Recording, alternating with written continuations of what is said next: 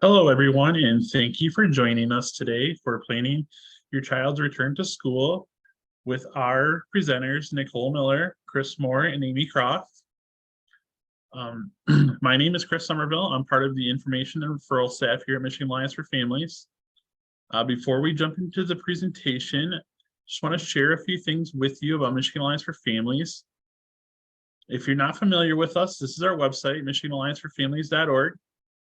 We provide free information and support to families who have children and young adults birth to age 26 who receive or may be eligible to receive special education services. The work of Michigan Alliance for Families is done on a regional basis. If you call our 800 number up here at the top of the screen, through the magic of technology, you're connected with our parent mentor that covers your part of the state. You can also find those parent mentors by searching regions. We have this cool interactive map here. You can click your part of the state and it takes you to your parent mentor that covers your region and knows your local schools and your local resources. You can also find those parent mentors here under staff directory, along with all of the other staff that works for Michigan Alliance for Families as well. We have many organizations that we partner with across the state, and you can find those here under our partner resource list. These next tabs show some of our most popular topics. Our A to Z list is a great way to navigate the site. All kinds of great information there, along with using the search bar here. On the videos page, this is where you can find many of the previously recorded presentations that we've offered. We do have many upcoming virtual learning opportunities available, and you can find those here under upcoming events. Up at the top of each page, we have our social media buttons, icons for Facebook, Twitter, and Instagram. We really encourage you to follow all three of those. This here is our icon for YouTube. That's another place where we house many of those previously recorded presentations as well. This last icon here is sign up for our monthly e-newsletter and events notifications. This is the best way to keep up to date with Michigan Alliance for Families. Okay, real quick before we get started, I just have a few things to say about our platform today, which is Zoom. We do ask that you please stay muted unless you're specifically called upon. You may use the chat feature to ask questions during the presentation. And we do have parent mentors that are going to be able to answer those questions for you in the chat. If you would like to turn on closed captions, please click the live transcript button, then select show subtitles. Please feel free to private message me with any tech issues that you have during the presentation. I will be sharing a link to a short survey. All of the work of Michigan Alliance for Families is provided at no cost thanks to our grant funding, but we do have to report back, and these surveys help us do that and also improve the work that we do. I'd like to introduce our presenters, Nicole Miller, Kris Moore, and Amy Croff. Thanks, Kris. Welcome to Planning Your Child's Return to School with Michigan Alliance for Families. Michigan Alliance for Families is a statewide resource connecting families of children with disabilities to information and assistance to help improve your child's education. Our project helps facilitate parent involvement as a means of improving educational services and outcomes for those children with disabilities. Michigan Alliance for Families can assist you in knowing your rights, effectively communicating your child's needs, and advising how to help them develop and learn. And we do this all at no additional cost to families. Thank you so much for joining us today. I'm Nicole Miller. I'm the Regional Parent Mentor of the Northwest area of Michigan. We also have Kris Moore, our Regional Parent Mentor in the Bay-Saginaw area, and Amy Croff, our Regional Parent Mentor in the Northeast section of Michigan. So let's get started with our agenda today. Next slide, please, Kris.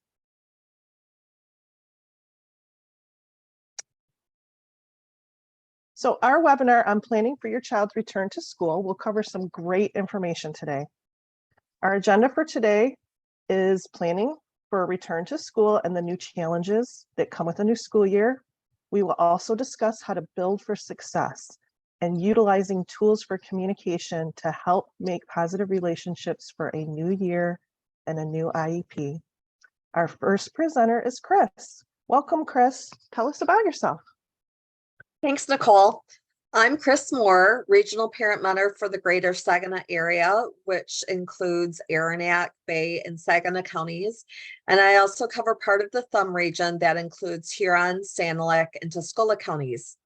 I am a mom to 3 children, one of which has a disability. He was enrolled in early on, shortly after being born, and got his first IEP when he was 3 years old. And I really wish I would have known about Michigan Alliance for Families, because I believe I would have been better prepared for his IEP meetings after learning so much of the information that I have since coming here in November. Starting a new school year makes most children nervous, whether they are changing buildings or just entering into a new grade. Change is hard for all of us, but there are some things we can do to help lessen that nervousness of starting a new school year. So let's look at ways to help your child face challenges related to the new school year. Next slide, please. So think about your child's current schedule. Do you have battles getting your child to go to bed at night or waking up in the morning? Do you have a routine, or do you just set a bedtime for your child to be in bed at night and then wake up in the morning? And if you do have a routine, are you consistent with following that routine? Have you asked your child for their input on what would help them settle down in the evening or wake up in the morning? And now is a great time to start thinking about getting your child on a schedule to be successful in school. Next slide, please. This is just an example of a really quick bedtime routine that we used in our house when the kids were in elementary school. Our bedtime routine started around 7 o'clock with snack. And when we first started to implement this, we needed to set a timer to give like a 5-minute warning before a transition to the next event was going to happen. Once they knew what the bedtime routine was, they became much more independent as they got older, because they knew what was expected and came next. So our bedtime routine was around 7 o'clock. They got their snack. 7:30, they picked out their pajamas. In our house, it was just so much easier to pick out clothes for the next day around that time. And then they got their bath or shower. 7:45 was story time. 8 o'clock was kind of last call. Make sure that they used the bathroom, made sure they had their comfort object, night light on, and they were tucked in. Doctors recommend that parents start to implement a child's bedtime routine and morning routine 2 to 3 weeks before school starts, and adjust in 15-minute increments every 2 to 3 days to get to your desired bedtime and wake up time. Doctors also recommend that 1 hour before the child is expected to go to sleep, that their environment be relatively quiet and calming. So that think about trying to avoid exercise, caffeine, and TV and cell phones. By avoiding the blue light that TV and cell phones emit, it helps the body release melatonin, which is a hormone that helps people fall asleep and stay asleep. And for children, getting the right amount of sleep is very important, both physically and emotionally. Having the right amount of sleep helps kids pay attention in school and have enough energy throughout their day to do all the activities that they need to participate in. Next slide, please. Thinking about school schedules and what all entails with the school. Not all schools have an open house prior to the first day of school.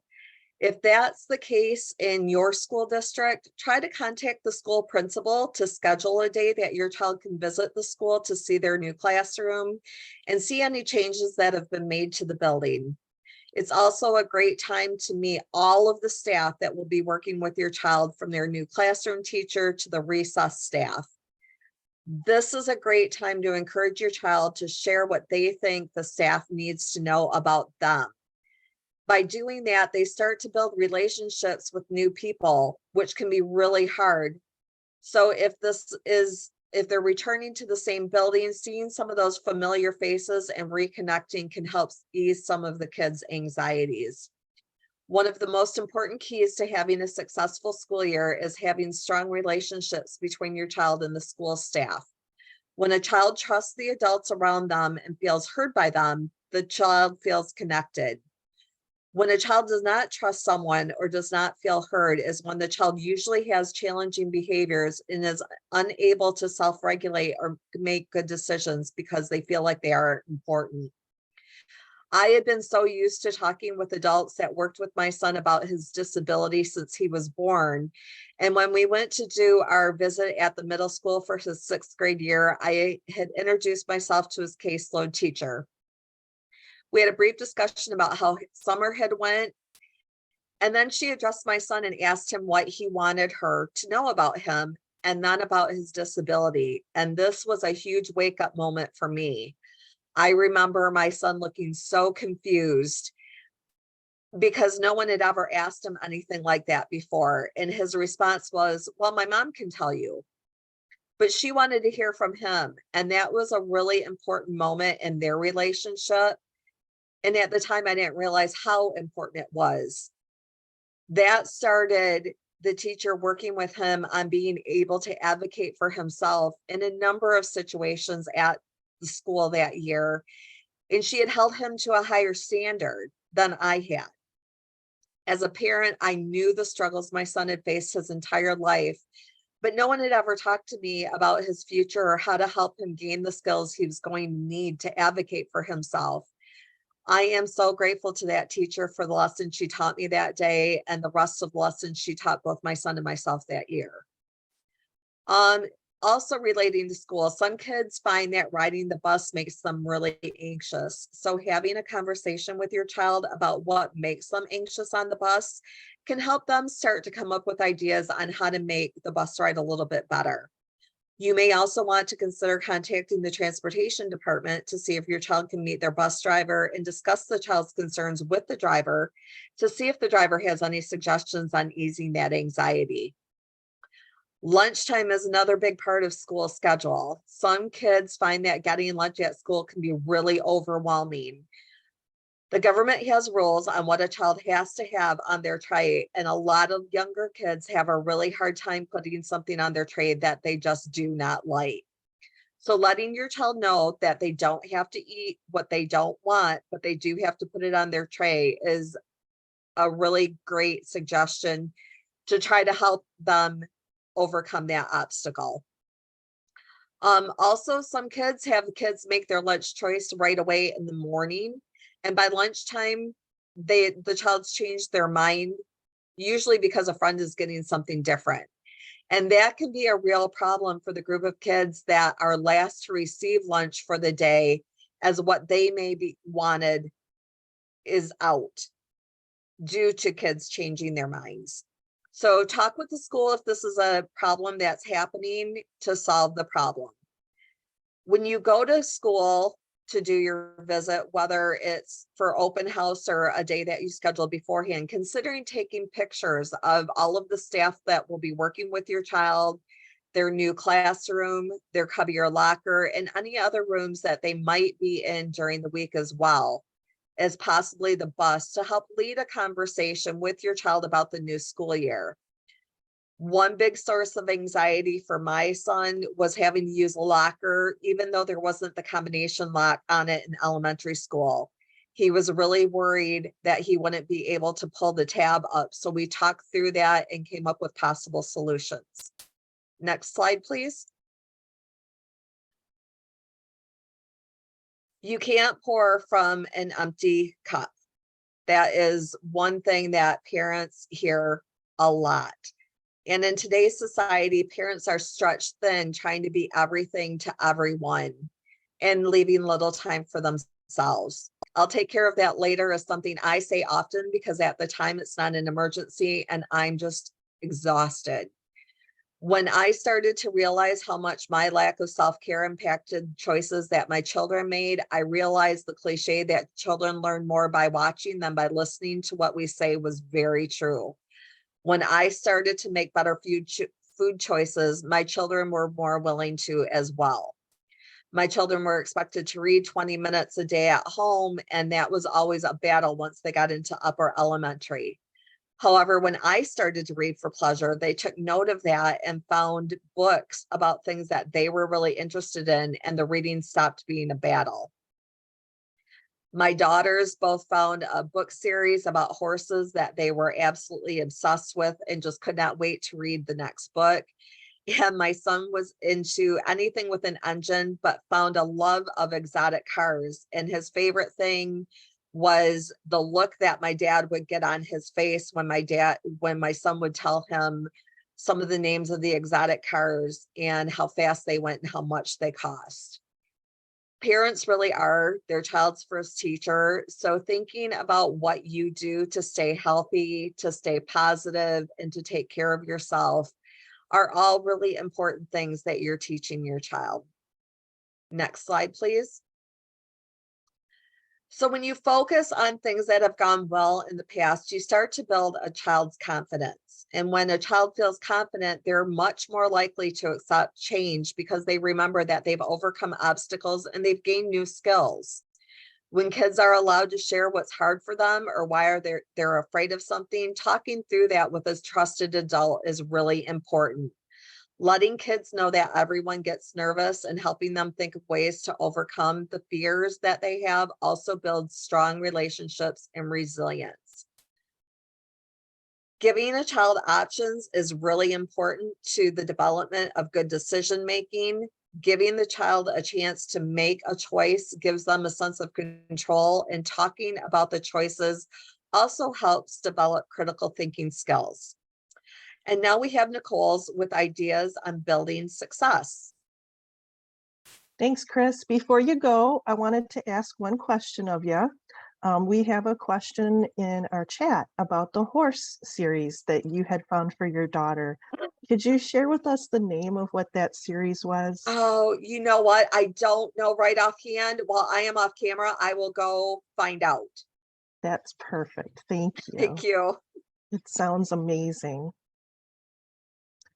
Great ideas here, and I so appreciate revisiting some of this. I know that a couple years we tried to have a carefree summer, right, in our house, and really struggled getting back into the groove. It's often hard to stay really dedicated to that idea that it is a transition, right? It's a work in process. So I'm Nicole, the parent mentor from the Northwest region, and that includes the Traverse area. That's Leelanau, Benzie, Grand Traverse, Antrim, Kalkaska, and I also serve Manistee, Wexford, Missaukee, Roscommon, Crawford, Oscoda, and Ogama County. I too am a parent to a child with a disability and find our resources so helpful. Much like Kris said, I wish I would have found them a little sooner, but you know, we're here now, right? So let's start digging into some ideas on how to build for success during the next school year. Next slide, please.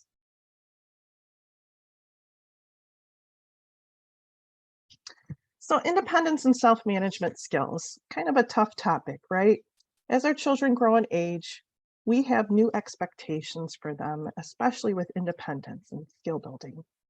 Being able to meet them where they're at and help foster growth along with choice is powerful for skill development.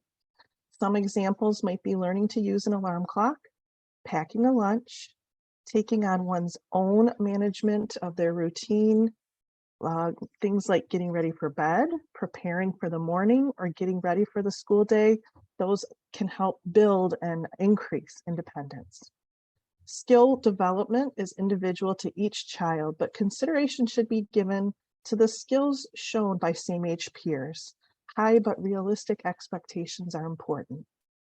Skills for greater independence can be taught in a step-by-step approach by breaking down the activity into smaller steps, analyzing that task, and creating a prompt or modeling the task.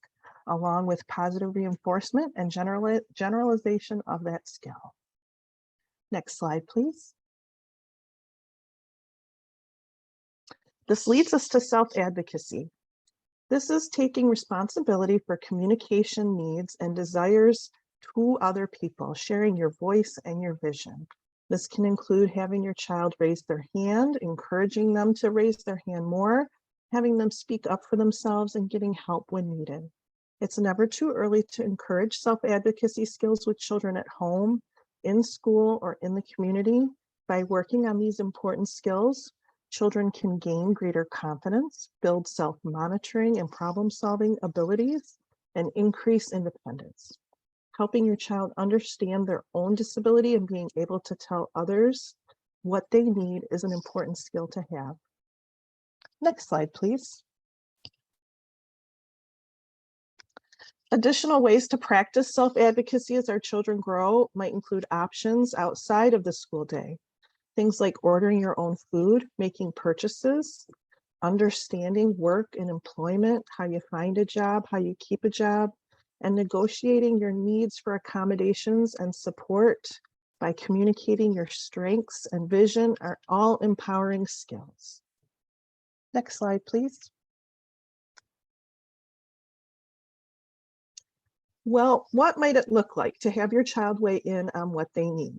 One idea is to create a self-advocacy plan to help with communication. So how might that work? Well, feedback from your child is incredibly important and necessary. Having a conversation in whole or in part about what is important to your child is key. A self-advocacy plan might include, what do I want to share with others about my strengths, my interests, what's important to me? How do I explain my disability to others? And what do I want from this year? What are my goals for the future, both short-term and long-term? Also, are there any other special concerns, starting with this year and building forward for a vision into the future? Additional questions might be, what helps me be successful? What accommodations do I need and why? How do I best learn? And what doesn't work for me? These items could be shared in writing if your child is not comfortable speaking, and that allows them to practice using their voice to build confidence. Next slide, please. So one option as a sample plan, it might look like this. This is from I'm Determined. It's called a one-pager. In this example, it is skills or strengths, preferences, interests, and needs. This is one way to have information easily accessed when needed. Another option is a visual plan. It might include items the child could select, things that are important to them, perhaps in pictures. You might find that they can draw something or cut something out of a magazine. What you want to do is start out simple. You want to have a plan that can grow and develop with your child, and it might become a written form of communication, allowing them to share their vision for their future. Now we have Amy sharing with us communication tools. Hi, everyone, and thanks, Nicole. I am Amy Croff. I cover the Northeast region, which includes Alcona, Alpena, Charlevoix, Sheboygan, Emmett, Iosco, Mount Morenci, Otsego, and Presque Isle counties. So quite a few of them up here. A lot like Kris and Nicole said, I also wish that I knew more about Michigan Alliance for Families when my daughter was younger. I have a daughter with a reading disability. And I just wish I knew about them and the learning opportunities and the abundance of information that we have to offer. So I'm so glad that all of you are here to join us today. I am going to cover some of the communication tools that can be useful to start out the school year. Next slide, please. So whether you are preparing for a new IEP or just getting ready for this new school year, dig out the current IEP, read over it, and take some notes. Should there be any updates to that current IEP or that IEP? If your child does not have an upcoming fall annual review date, the current school year and their and there are updates to be made, you can always request a meeting to review and amend the child's IEP in writing. Starting to get organized or getting organized. One good idea that I always like to tell parents is to create an IEP binder. A few examples to how to do this would include a 3-ring binder, a file folder, an accordion style folder. This should be anything that works best for you. The documents that would be included in this would include evaluation reports, your child's IEP, progress notes, behavior documents, and report cards. Another important piece of the IEP binder is a communication log. This is where you'll document your contact with the school as far as conversations, meetings, and events. This can be also done in a lot of different ways, whatever best suits your needs. It will help keep you better organized and keep a paper trail, which will help you keep a clear communication with everyone. A communication log can be kept with a simple thing like a notebook, Excel spreadsheet, a calendar, or maybe even an app. Again, what works best for you. All right, we're going to go over who all should be in the IEP team. Next slide, please. So we should know who is in the IEP team and who the key players are. So look over the IEP invitation if your child has a fall IEP meeting or your child's current IEP for who the team players are. Spring or mid-year IEPs may have an old agenda or old key players. What has changed? Is there a new school, like an elementary transition to a middle school? This usually warrants some new key players. So are there new key players? And if so, who are they?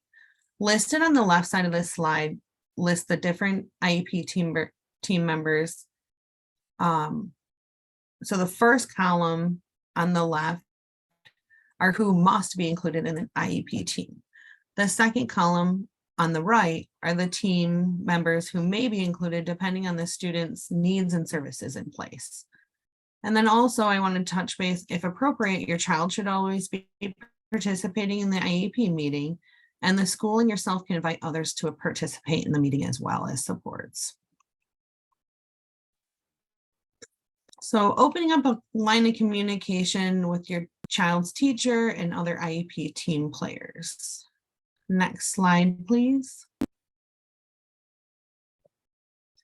So concerning the IEP team players, you should know who, how, and when to discuss your concerns. Start with the person closest to the problem. Chances are they're usually the one that can solve the problem the quickest. Remember the chain of command and work your way up the ladder.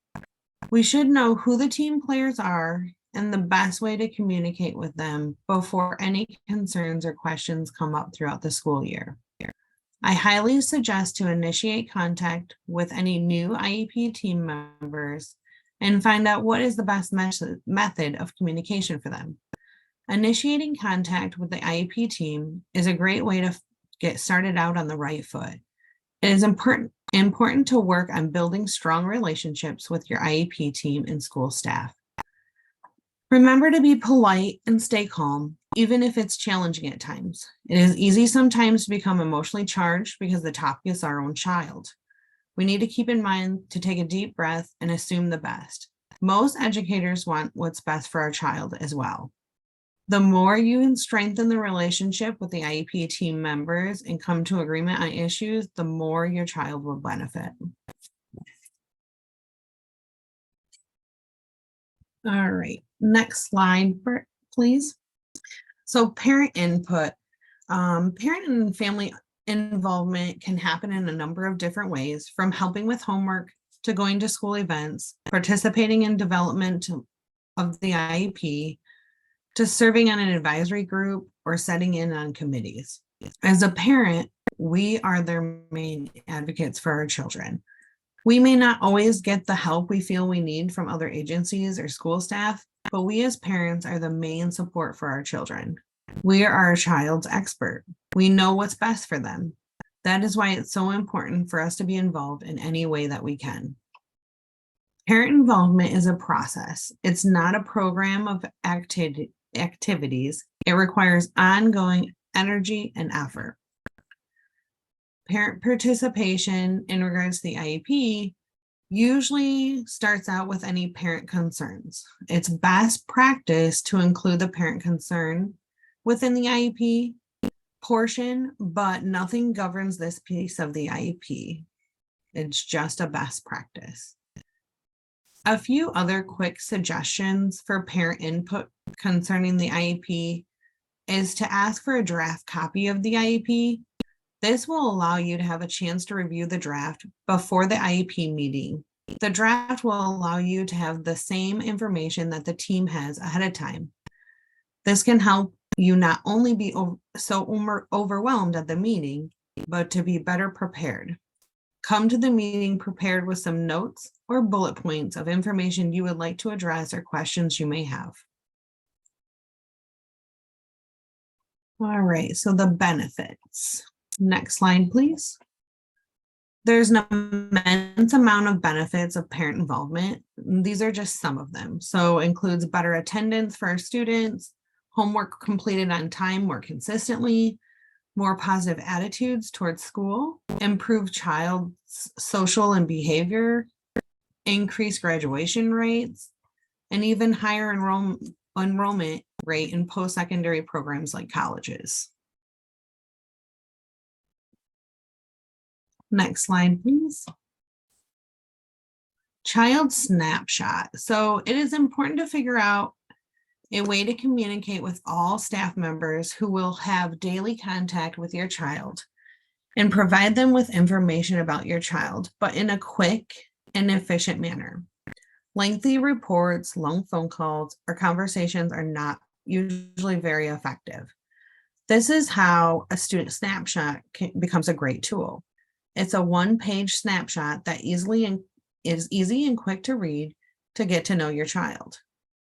Some pointers on creating a child snapshot include keep it simple, keep it to one page, use bullets, avoid jargon or medical terminology, prioritize, include no more than 5 to 6 key points in each. The snapshot includes only a few of the most important details about your student that the staff should be aware of. Keep it personal, include a current photo of your child, and information should be specific to them, not about their diagnosis or their disability. Involve your child. They should help with the information they want to share and who they want to share it with.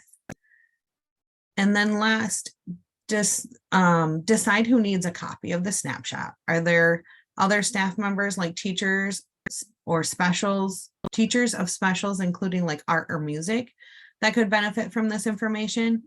Ask to have a copy of this in the teacher or in the paraprofessional substitute folders. And then lastly is distribute it.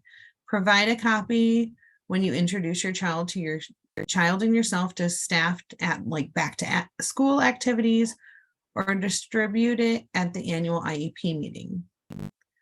So when we are preparing for our child's back to school activities, like an open house, bring copies of your child's snapshot and a copy of the IEP. Make sure to ask their teacher if they have had a chance to read over your child's IEP and if they have a copy of it, and see if they have any questions.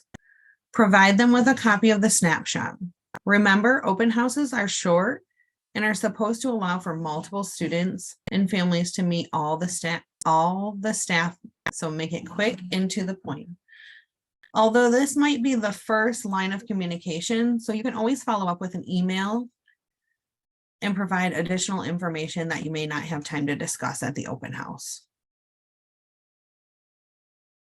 Introduction letters. So as parents, we have very valuable information regarding our children to share with the staff who interacts with them throughout the school day. Another way to share information about your child is the use of an introduction letter. A back to school introduction letter helps staff get to know your child as well as their strengths and needs. These examples are made so that the child can fill them out themselves or with assistance. A more traditional letter can be written if the child prefers as well. Not all school staff members attend the IEP meetings or even have the opportunity to read your child's IEP. Some examples of these staff members could include like cafeteria, recess, or other support staff. The only information that they may have is their special education label. Because of this, people could make assumptions about your child. For example, if a cafeteria worker may try to engage with your child in a friendly conversation as he moves through the lunch line. If she is not aware of his hearing impairment, she may view his lack of response as rude and disrespectful behavior, and then stop attempting to talk and interact with him.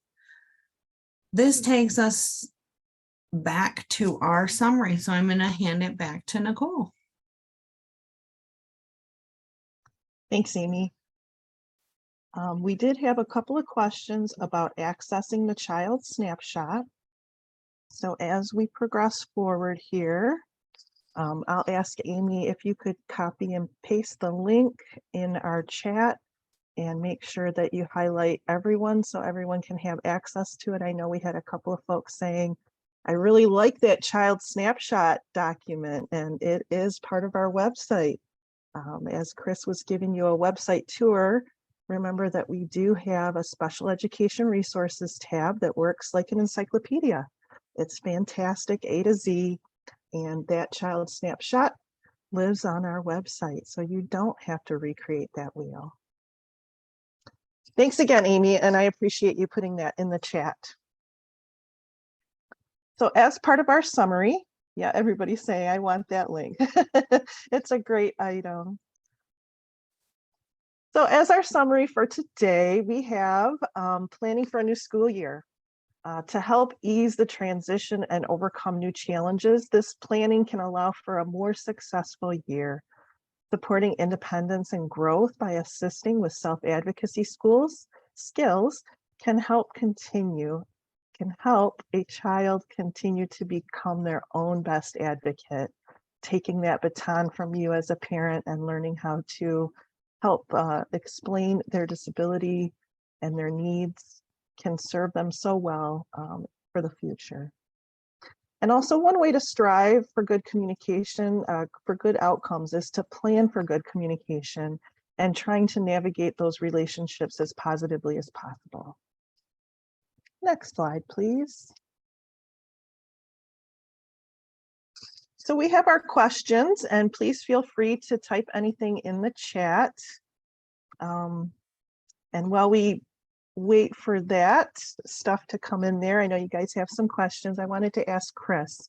Kris, you had a great story that you shared during prep, and you were talking about a support staff that was really helpful to your son transitioning into the school day. Would you mind sharing that with us here? Absolutely. This is one of my favorite stories. Yeah, so the morning, hectic morning routine at home, and then rushing out for the bus and trying to get in the rhythm of the day. My son just had a lot of anxiety, and he happened to really click with the custodian, Mr. Jim. And so in one of our, it wasn't a full IEP team meeting, but we met with a few of the key members of the IEP team, and just really we're trying to figure out what could we do to help him settle down once he got his coat in his locker and backpack and checked in with his teacher. And the custodian happened to be outside the door, and he said, if I could come in and maybe I could have Brendan help me with a couple things in the morning. And he embraced it. He understood, like, it couldn't be the same thing every day. It was the same thing on Monday, and Tuesday during the week, it was the same thing that happened every day. On Monday, they had one job. Tuesday, they had another job. And it wasn't a long time, but it really helped foster his sense of belonging at the school. It was a trusted adult, and it was just another really great connection that he made and helped him feel more comfortable. Once he got his job done, he was able to go in and focus in on the school day a lot better. So really, if you know that there's certain things, I think the big connection that Mr. Jim had with my son was, my husband is a mechanic and my son knows that dad works with tools, and Mr. Jim had all of these really cool tools.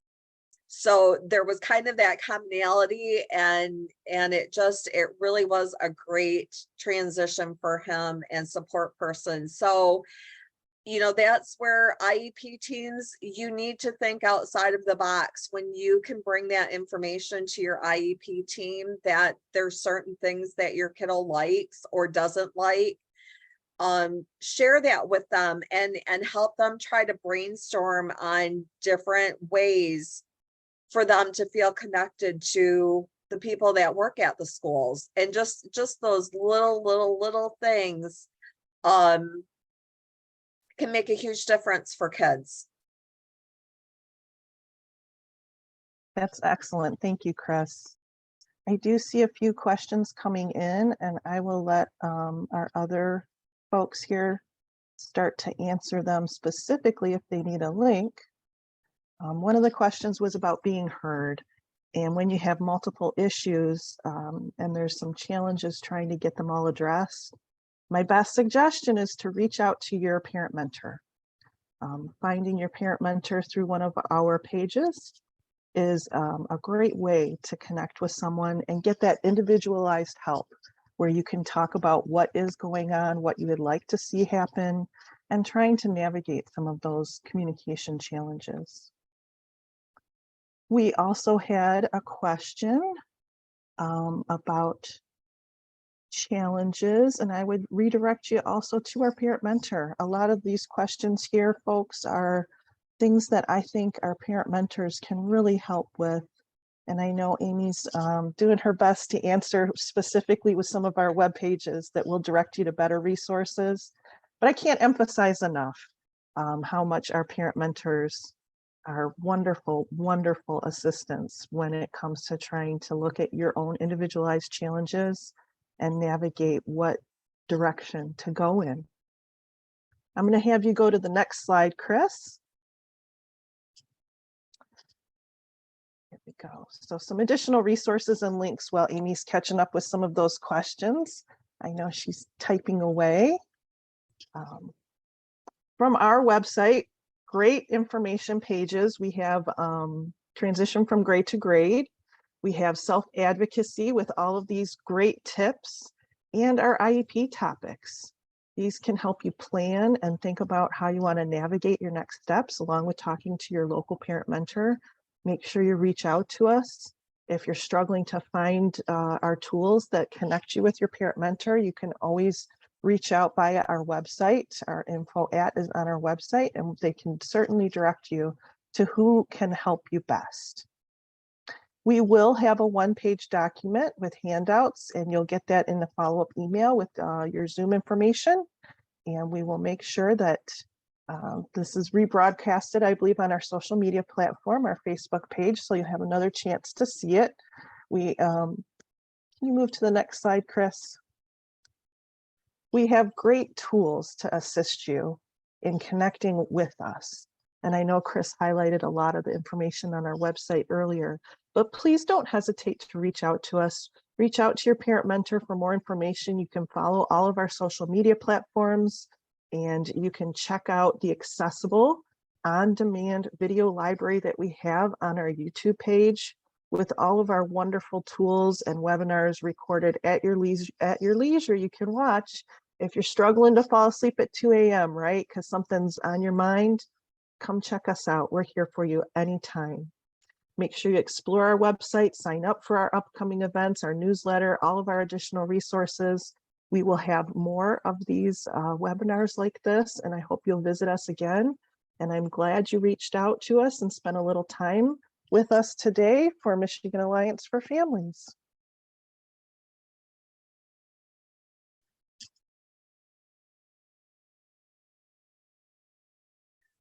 I want to thank our presenters, Nicole Miller, Kris Moore, and Amy Croff, for your time today. We really appreciate it. If you still have any questions about your child's special education, like Nicole said, please reach out to those parent mentors. That's what they're there for. That's a free service provided to you. Please remember to follow us on Facebook, Twitter, and Instagram. Please take a moment to fill out that survey that I posted in the chat. Michigan Alliance for Families is a grant funded, and we need to report back, and that allows us to do that. I also posted the link to the handouts in the chat as well.